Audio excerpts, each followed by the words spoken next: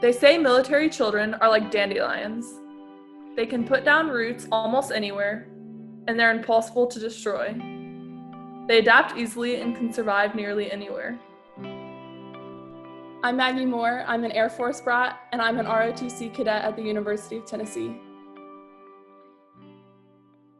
I was born in Nashville when my mom was an instructor for ROTC at Vanderbilt. My dad was actually a reservist at the time, but then following that, we moved to Georgia, and around 5 days into living into Georgia, he got called to duty, and that's when he went to Iraq. We didn't have a house yet. Boxes were still there. We had no furniture. And then while we were in Georgia, my mom got promoted from major to lieutenant colonel. We went from Warner Robins, Georgia to Tampa, Florida. While in Tampa, my mom got deployed to Qatar for 3 months. So halfway through my 5th grade year, we picked up and moved to Oahu, Honolulu.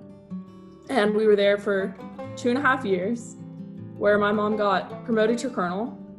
My dad became active duty once again, working for the Air Force. Then after living in Hawaii for 2.5 years, we moved back to Georgia, the exact same town where I had went to pre-K and kindergarten. Definitely living in Georgia was my favorite, not because it was the best location. Arguably, it was actually the worst. It was in the middle of Georgia, really small town, but it's the only time I've experienced like coming back to roots or like knowing people. After Georgia, we moved to Colorado for 3 years, where I graduated high school from, and my mom was promoted to general. Logistically, it was really difficult, especially with my parents getting divorced, because while we lived in Georgia, my dad lived in Hawaii, so I went back to Hawaii every 8 weeks, and I ended up missing a ton of school. Things were hard logistically when people are in different countries at different times. In Hawaii, I had 5 nannies throughout the span of us living there for 2.5 years. So logistically, it's definitely a challenge. Definitely a persona I had carried around for a long time was, I knew in my head, I'm always going to be the new kid and I'll never know anyone. So I carried the persona. I was like, I'm always gonna have to just be the one to speak up and talk to people, because I will always be the new kid. I will always be the one asking questions, where is this? What do I do? What do we do now? There's definitely a few different kinds of military brats per se. I'd say most military brats are very outgoing and outspoken, but are less prone to talk about their family. They'll talk about the Air Force as a whole and the Navy as a whole, but they won't exactly talk about what their parents are doing or the things they've experienced. So we definitely have a predominantly Air Force family. Both my parents are in the Air Force, but my mom's dad, my grandfather, was in the Navy. He got drafted in World War II. And then my dad's dad, he was in the Air Force, and he was an engineer in the Air Force for 30 years. My dad's the youngest of 6 kids, and a couple of his brothers were also in the Air Force. So it's definitely spread out, but mostly in the Air Force. I have a cousin today that's still in the Air Force. So it's definitely a very big influence in my family. And together, you'll see him do things that will help change the world, that'll change you. One day, you're gonna look up and be a better you, and this nation will be better for it too. So the 3 Air Force values are integrity first, service before self, and excellence in all we do. I'd definitely say that it's the base for many of the values in my family.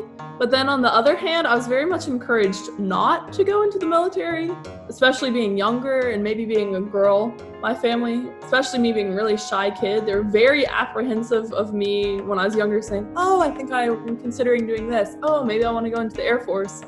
Women in my family, I think, are more expected to play a supportive role, especially when it comes to the military. I think there's usually 2 assumptions, and it's for boys and then for girls. You're a boy and your dad's in the Air Force. Oh, so you want to join the Air Force. And then if you're a girl, it's, oh, so do you even know what your parents do? I say it all the time. My parents are in the military, and people automatically correct that to, your dad's in the Air Force? Your dad's in the military? And I'm like, no, my mom is active duty in the Air Force. It's always assumed it's the man rather than the woman. I think that might have been actually the initial reason, especially when I was very younger. I didn't really understand what the military was, but I was told, everyone's in it, everyone loves it, and you can't do it. And not even knowing what I was getting into, I was like, oh, yes, I can. I was like, oh, yeah, I think I'm going to join the Air Force now. I definitely decided to go to Tennessee to try and get back to some roots. A lot of my family still lives in Tennessee. Also, my dad went to Tennessee. He was an ROTC cadet in Tennessee as well. So I was really excited about that, to be able to follow into his footsteps. So I came into ROTC at Tennessee knowing a little bit just because my dad had gone there, and then my mom was a teacher at another school. So I knew a little to expect. Being an ROTC definitely made me buy a planner immediately.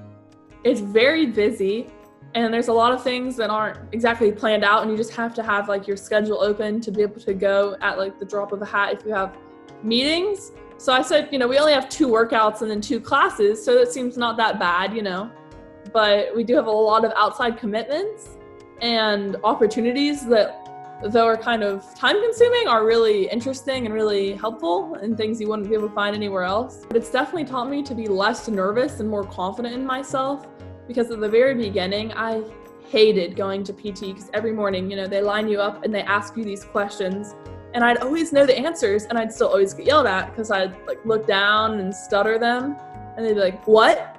And finally I'd like, you have to say it back, and you have to know, oh, it's this. And so that's definitely helped me, stand up straight, look someone in the eye, and just get it done for sure.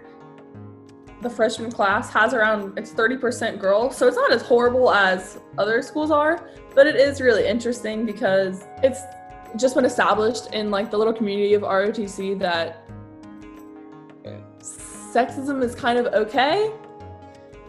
It's mostly everything's just a joke, everything's just kidding, but it's all still very relevant and real, to the point where I don't really hang out with any boys from ROTC, but when I'm talking, I'm very deliberate what I say, very deliberate in that I'm here for this, I'm here to do this, just like you, and I'm not here just to marry an officer in the Air Force. My mom's the first person to say in the Air Force she hasn't experienced any true sexism and that she's always been found respect, and so it's definitely nice to see in the real Air Force.